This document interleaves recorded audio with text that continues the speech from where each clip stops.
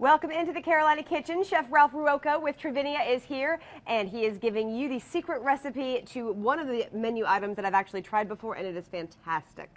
We've got a braised short rib pasta today, and what we do is we take some rib meat, okay, and we're going to put that into our pot, and we're actually just going to add to that some brown sugar, some red wine. All right, and basically what we're going to do is we're going to stew this rib meat, and what we do is we cook it down. It takes about an hour or so to do this whole process, but once it's cooked down and it's very tender, very flavorful, we then toss it into a pasta dish. So we're going to show you how to make this. We've got our red wine and our brown sugar in there.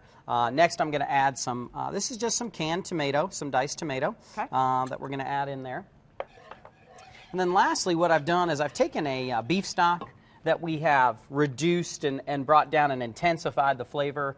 We've thickened that up a little bit. So this is a thickened beef stock that we are going to add into this pot. Now what do we do for at home? How do we get this? What you can do is you can get chicken or beef stock at the store and just cook it on your stovetop and let it kind of reduce in volume, I would say almost by 2/3. Okay. And you're going to get a very intense flavor at that point, okay?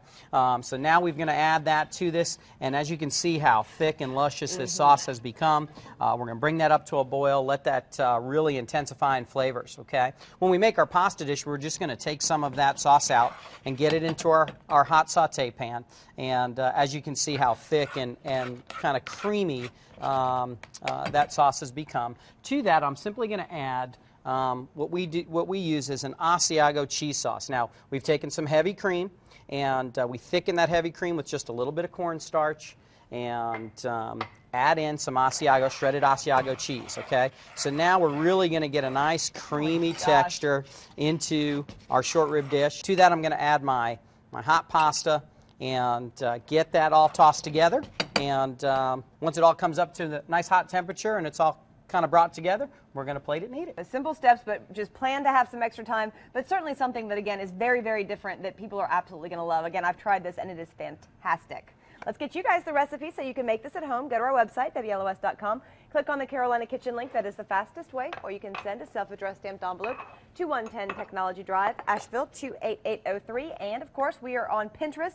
There you can find all of our recipes and pictures of them in case you've forgotten what they look like. Yeah. This is definitely stew and pasta put together. So there you are. Looks fantastic. And what do you call this, Ralph? We call this a braised short rib pasta dish. Braised short rib pasta with a finishing touch. Wow, looks fantastic. Thank you so much for sharing that one.